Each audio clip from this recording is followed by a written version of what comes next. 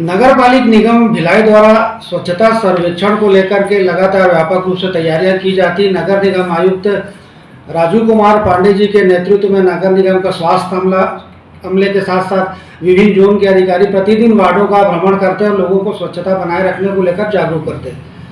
आज हमारे साथ मौजूद है नगर पालिक निगम भिलाई के स्वास्थ्य अधिकारी जावेद अली जी।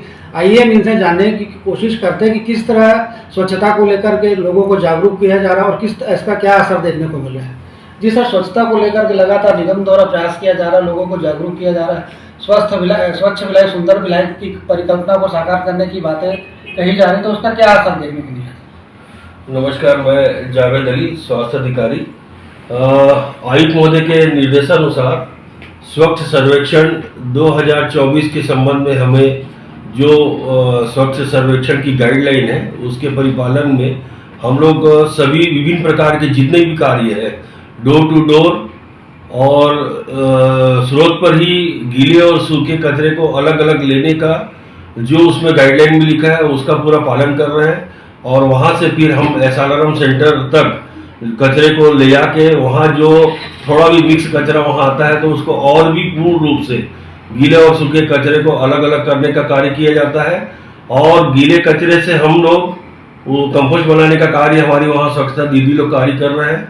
वो कंपोस्ट पीट में डाल के उसको 21 दिन के अंदर या 45 दिन के अंदर एक अलग अलग अवधि में बनता है। तो उस तरीके से हम लोग गीले कचरे से कंपोस्ट बनाने का कार्य भी कर रहे हैं। रही बात सूखा कचरा जो निकलता है उसमें दो प्रकार के सूखे कचरे निकलते हैं। एक रिसाइकल वाला जो कचरा रहता है जो कबाड़ी वाले उसको खरीद लेते हैं, और एक ऐसा प्लास्टिक रहती है जैसे मल्टी लेयर प्लास्टिक, जैसे कुरकुरे हो गए, चिप्स के पैकेट है, ये मल्टी लेयर की पद्धति में आते हैं और ये जो है रिसाइकलेबल नहीं होते हैं। तो इसको हम लोग बेलिंग मशीन से इकट्ठा करके इसको सीमेंट फैक्ट्री हमारी JK लक्ष्मी अहिवारा, तो उसमें हम लोग वहाँ भेजते हैं। तो इस तरीके से ये एक पार्ट हमारा जो है जो डोर टू डोर कलेक्शन का जो पार्ट है वो इस तरीके से हम लोग निपटाते हैं। दूसरा पार्ट हमारा जो है सिटी सैनिटेशन का कार्य है। तो सिटी सैनिटेशन के अंतर्गत आने वाले कार्य जैसे है रोड की सफाई, नालियों की सफाई, विभिन्न सार्वजनिक स्थलों की सफाई है, मार्केट की सफाई है, रात्रिकालीन मार्केट की सफाई है, अन्य और ऐसे स्पॉट है जहाँ पे हम लोगों को सफाई करना पड़ता है।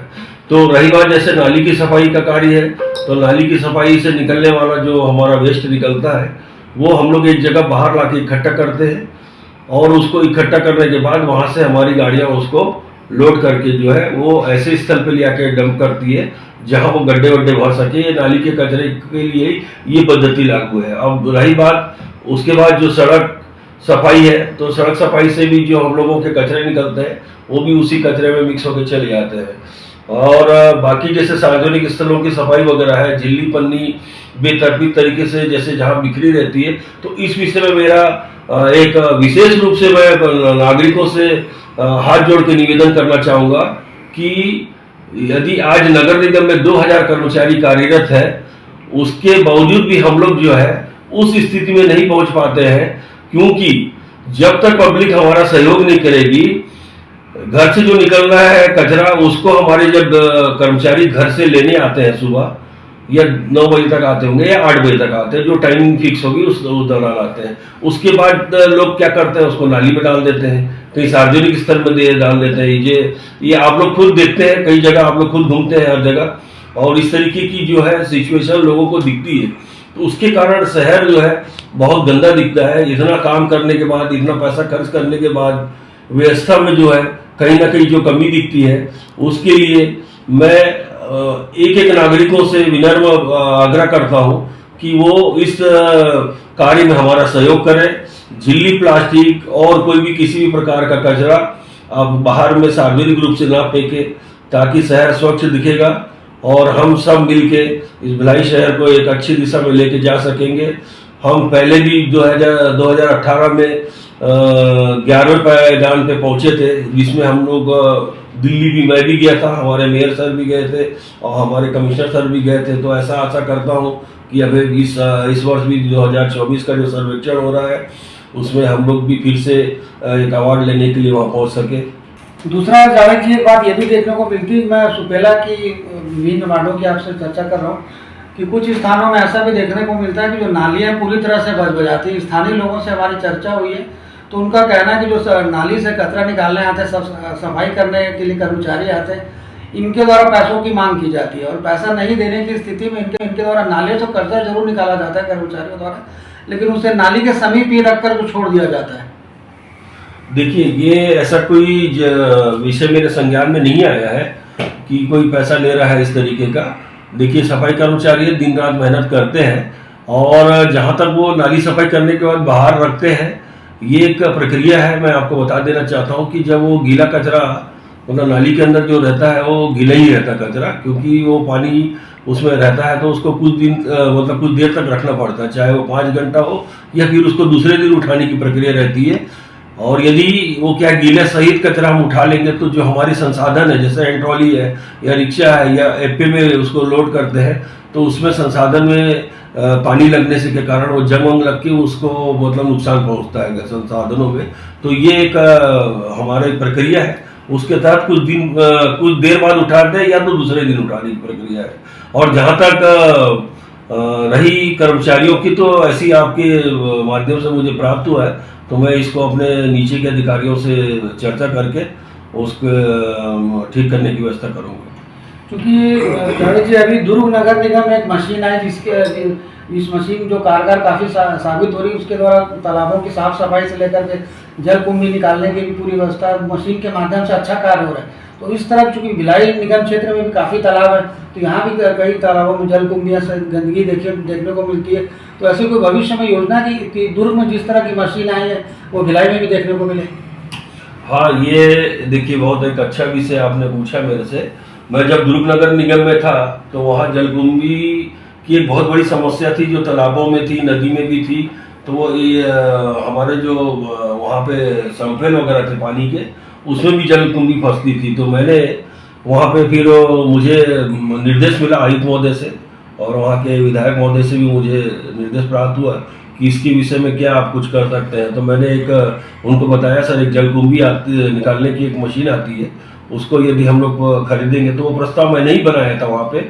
और फिर सर राज्य शासन को स्वीकृति के लिए भेजा गया था। वो स्वीकृति प्राप्त होने के बाद वहाँ मशीन आ भी गई है। तो उसी कड़ी में मैंने यहाँ भिलाई में भी आते साथ हमारे आयुक्त महोदय और माननीय विधायक महोदय वैशाली नगर विधानसभा, उन्हें मुझे निर्देश दिया था कि आप इस मशीन का प्रस्ताव बनाएं। तो वो प्रस्ताव हम शासन को जो है प्रेषित किए हैं। उसकी स्वीकृति अतिशीघ्र मिलने वाली है, ऐसा मुझे जानकारी प्राप्त हुई, क्योंकि बीच में आचार संहिता लग गई थी, तो इस वजह से हो सकता है स्वीकृति मिलने में थोड़ा विलम्ब हुआ है। तो जैसे ही वो स्वीकृति प्राप्त होगी तो भिलाई नगर निगम में ये मशीन अवश्य आने की संभावना है। एक अंतिम सवाल आपसे ये, क्योंकि आपके द्वारा भी लगातार अपने अधीनस्थों के साथ शहर के प्रमुख बाजारों में आकस्मिक छापेमारी की जाती है, झिल्ली पन्नियों को प्रतिबंधित पॉलीथीन को जब्त करने की कार्रवाई की जाती है, लेकिन उस समय तक जब जो है दुकानदार हैं उनके द्वारा तो आप लोगों की जो कि आप लोगों के द्वारा चालान काटा जाता है और भविष्य में विक्रय करते पाए जाने पर सख्त कार्रवाई की चेतावनी दी जाती है। लेकिन देखने को ये भी मिलता है कि वही दुकानदार दूसरे तीसरे दिन से फिर प्रतिबंधित पॉलीथीन का उपयोग करते नजर आते हैं। देखिए, ये विषय जो है, जैसे आपने भी कहा कि जो सिंगल यूज प्लास्टिक जो प्रतिबंधित है, इसमें पर्यावरण विभाग के भी गाइडलाइन है, शासन के भी निर्देश है। हम लोग निरंतर इस पे कार्य कर रहे हैं। अब दुकानदार को क्या है, पहले चरण में समझाने का प्रयास करते हैं और ये आज से नहीं चल रहा, 10-15 साल से हम लोग यही काम कर रहे हैं। उसके बाद भी यदि कोई समझने का प्रयास नहीं कर रहा है तो इसके लिए भी कुछ ना कुछ अच्छे कानून और बनने जा रहे हैं। तो अभी जो कानून बना है उसमें एक बहुत बड़ा मैंने देखा है कि 5 लाख तक का उसमें फाइन होने की संभावना है और 1 वर्ष की सजा है। तो ये चीज़ से भी हम लोग उन लोगों को अवगत करा रहे हैं। जहाँ तक हम लोग अर्थदंड ले सकते हैं, 10,000, मैं अभी जब पिछले टाइम गया था 10-10 हज़ार तक का भी फाइन किया है। तो देखिए, फाइन करने से अगले में सुधार होनी चाहिए और जो बेच रहा है उसको भी समझना चाहिए जहाँ से माल आ रहा है उससे माल ना ले। और अधिकांश माल जो है वो दूसरे स्टेट से आते हैं।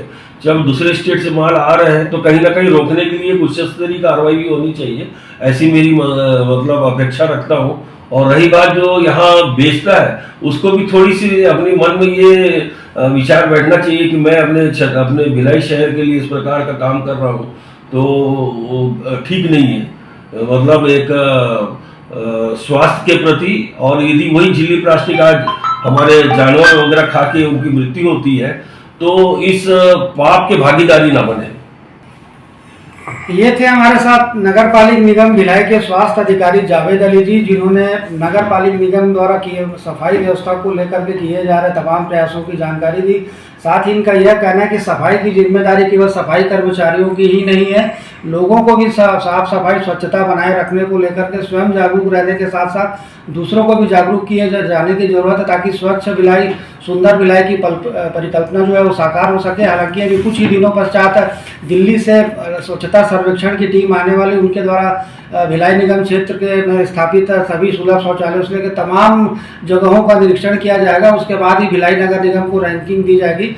तो हमारा भिलाई इस रैंकिंग में, चूंकि इंदौर नगर निगम हमेशा से प्रथम आता रहा, तो इस वर्ष क्यों ना भिलाई नगर निगम प्रथम है। इसके लिए हमें आप सबको जागरूक रहने के साथ साथ सभी को अन्य जो इस तरह की अव्यवस्था फैलाते नजर आते हैं, जैसे घरों से निकले सूखे गीले कचरे को सड़क के किनारे फेंक दिया जाता है, अव्यवस्था की स्थिति बनती, दुर्गंध आती, लोग परेशान होते हैं, तो इस तरह की स्थिति ना बने।